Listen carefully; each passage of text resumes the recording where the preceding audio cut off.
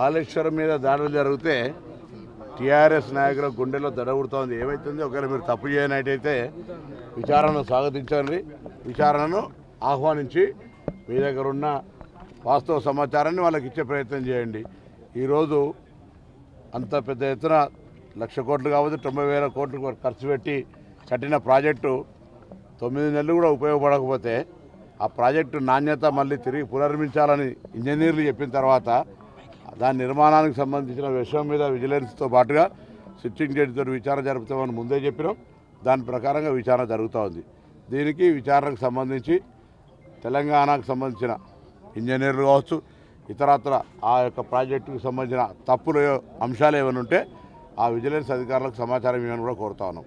అదేవిధంగా నిన్న మాజీ పార్లమెంట్ సభ్యుడు వినోద్రావు గారు ఏదో మాట్లాడుతూ ఉన్నారు. బాగా సచ్చీలుని, నా అంత నీతివంతులు లేడు, గొప్పని అనుకుంటున్న నీవు ఒకవేళ నీకు ఆ ఉద్యోగం పొందిన వాళ్ళతో సంబంధం లేకపోతే మీరే స్వచ్ఛందంగా ఒక పోలీస్ కేసో లేదా చట్టరీత్యా చర్యలు తీసుకోమని పిటిషన్ ఇవ్వండి. అది మీ సచ్చీలతకు మీద కనీసం పడుతుంది. ఊరికైనా వాళ్ళతో కౌంటర్ కాదు. ఈ విధంగా ఉద్యోగం పొందిన వాళ్ళు ఎవరున్నా దొంగదారిన నిరుద్యోగుల జీవితాలతో పొట్టలు కొట్టి ఎటువంటి పరీక్షలు కానీ ఎటువంటి పద్ధతి లేకుండా దొంగదారిన నియామకం పొందిన వాళ్ళందరినీ వెంటనే ఉద్యోగాలు వదిలిపోండి. న్యాయంగా అర్హత ఉండి మీరు కూడా పరీక్ష రాసి ఉద్యోగం పొందితే మాకు అభ్యంతరం లే. ఆ విధంగా నిరుద్యోగుల జీవితాలతో చెలగాటమాడొద్దని కోరుతూ అందులో బాగా నీతివంతునని చెప్పుకునేటువంటి ఈ జిల్లా 10 సంవత్సరాలు, ఒక 5 ఏళ్ళు ఎంపీ, 5 ఏళ్ళు ప్రణాళిక బోర్డు చైర్మన్ ఏం చేసినా కూడా ప్రజలకు చెప్పాలి. ఊరికేనే ప్రభుత్వం దగ్గర కేసీఆర్ గారి దగ్గర ఏం చేసినా శూన్యం. ఇక డైలీ తిరుపతి రైలును డైలీ చేయలేకపోయాడు. ఇప్పుడున్న బండి సంజయ్ నేను హిందువుల ఛాంపియన్ అని ఆయన చేయలేకపోయాడు, ఇవి చేయలేకపోయాడు. అటువంటి అంశాలు అనేక ఉన్నాయి. అదేవిధంగా కరీంనగర్లో వాళ్ళ పార్టీకి సంబంధించిన లేదా సామాన్య ప్రజల భూములన్నీ కూడా ఆక్రమణకు గురైతే మౌనంగా ప్రేక్షక పాత్ర వహించి మొన్న ప్రజావాణిలో కూడా ఫిర్యాదు వచ్చింది. నేను మళ్ళీ కూడా స్థానిక నాయకత్వం అందరూ కూడా కోరుతా ఉన్నాం. మీరు ఎక్కడైనా మీ స్థలాల ఆక్రమణకు గురై ఉంటే లేదా ప్రభుత్వ స్థలాల ఆక్రమణకు గురై ఉంటే వాటన్నిటినీ ప్రభుత్వ అధికారులకు కానీ సమాచారం ఇవ్వండి, విజిలెన్స్కి ఇవ్వండి. తప్పకుండా వాటన్నిటిని విచారణ జరిపి మీ సొంత స్థలాలు అయితే మీకు ఇవ్వడం, ప్రభుత్వ స్థలాలు అయితే ప్రభుత్వం తీసుకునే విధంగా చర్యలు తీసుకుంటుంది. దీని మీద కఠినంగా వివరించబోతున్నాం.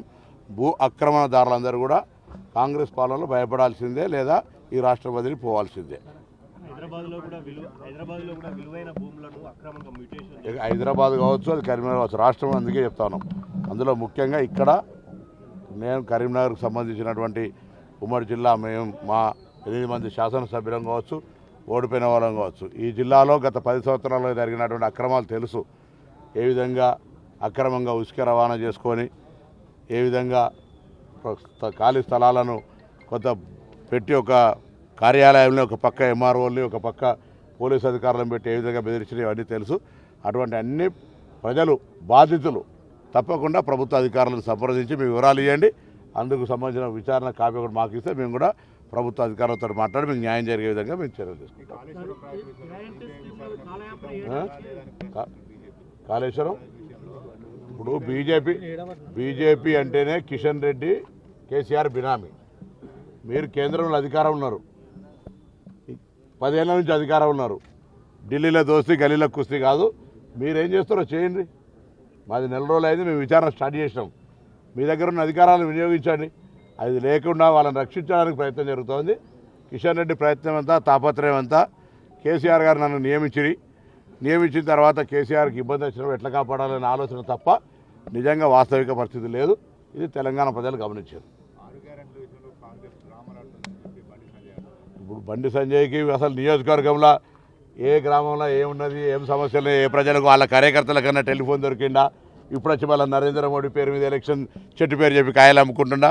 5 సంవత్సరాలుగా పార్లమెంట్ సభ్యుడిగా నియోజకవర్గం చేసిందేందో ముందు తెలంగాణ ప్రజలకు చెప్పు, కరీంనగర్ ప్రజలకు చెప్పు.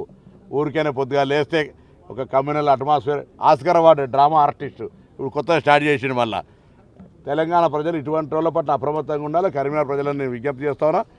5 సంవత్సరాలుగా ప్రజలు ఇబ్బందుల్లో ఉన్ననాడు కరీంనగర్ లోక్సభ ప్రజలు, రైతులు కావచ్చు, ఇతరత్ర అనేక అంశాల్లో లేదా అనేకమైన సమస్యలు ఉన్నాయి. ఏం చేసిండు అని అడుగుతాను.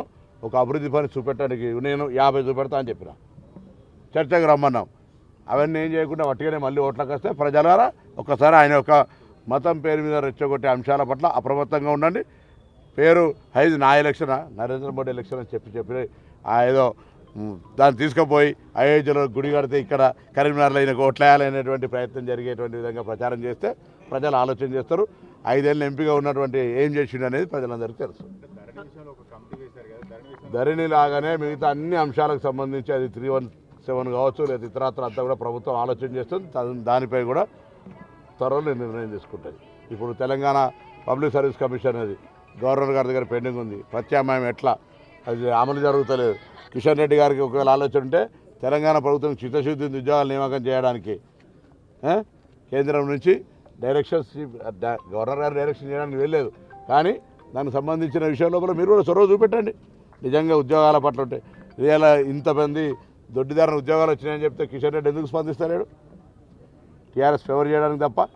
కాబట్టి ఇటువంటి అనేక అంశాలను ఏదైనా అది గ్యారంటీల విషయంలో కాలయాపన నెలనే కాలేకపోయా. కాలయాపన ఎక్కడిది? అప్లికేషన్లు 1,05,00,000 తీసుకొచ్చి పబ్లిక్ దగ్గర ₹1 ఖర్చు కాకుండా. కాబట్టి ఇవన్నీ వాళ్ళు మాట్లాడుతుంటారు. వాళ్ళకు అసహనం స్టార్ట్